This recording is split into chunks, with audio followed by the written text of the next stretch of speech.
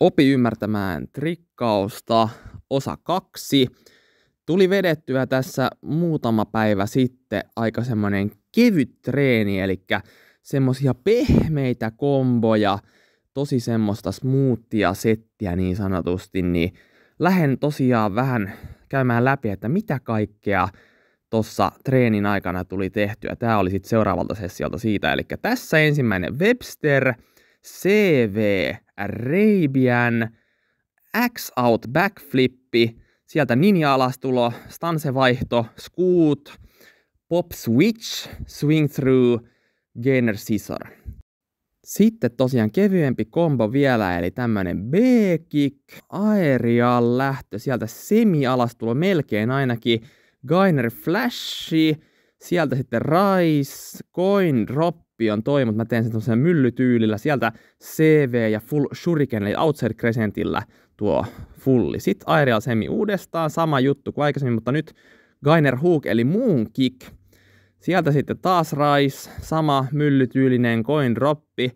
Ja nyt sitten CVstä full failong, eli yhdistelmävariaatio shuriken round. Sitten lähtee taas aerial semi, gainer, eli gainer flashi, rise, skip, rise, eli tämmönen pieni hyppy tuossa välissä, pop fulli, eli backkari kierteellä, ninja alastulo, stance muutos ja sieltä sitten tommonen illusion twisti, eli vähän niinku pop 360 B-kick lähöstä. Arabian scissor, pop fulli siinä. Sitten tulee tämmönen cork shuriken tai swing 7 shuriken, vähän jotain siitä välillä, huukki, side swipe eli rise swipe, CV ja tän nimi on Terada grab, kun otetaan tuolta potkaisevasta jalasta kiinni.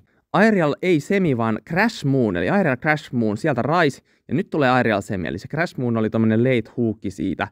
Tossa taas toinen shurikeni, hook, CV ja full double leg, eli D-leg, semmonen ihan kiva. Sieltä sitten tavallinen double leg, hyvin pystyssä, CV full D-leg, vähän enemmän selän yli, ja sitten lähtee tämmönen CV full cobra. Hauska, avataan molemmat jalat tuonne taakse.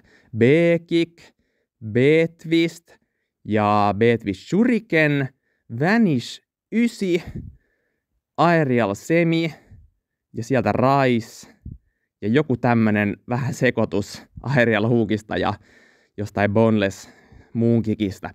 Terada grab jälleen kerran ja sitten lähtee B-twist ja mylly coin droppeja sinne. Ja näitä tosiaan sitten vedettiin putkeen. Se oli aika hassu kombo ton session aikana. Oli aika moista. Ja sitten tosiaan sieltä sitten lähti full shurikeni perään vielä. Aerial semi, front swing TD-rise, eli kun käsi on maassa, niin rise muuttuu TD-raisiksi. Sitten siinä tuli korkki ja nyt A-twist gumbi korkin perään. Pop flash eli backkäri flashkickillä, shurikeni backsideista ja CV tupla fulli sinne perään. Sitten on jännä kombo reversao rise, eli toinen hyvin erinäköinen rise kuin normaali. Tässähän siis on normaali rise. Sitten sieltä lähti aerial semi, front swing illusion yritti olla, mutta jalka oli aika koukussa. Pari hassua raitsia ja pop flashi vielä perään.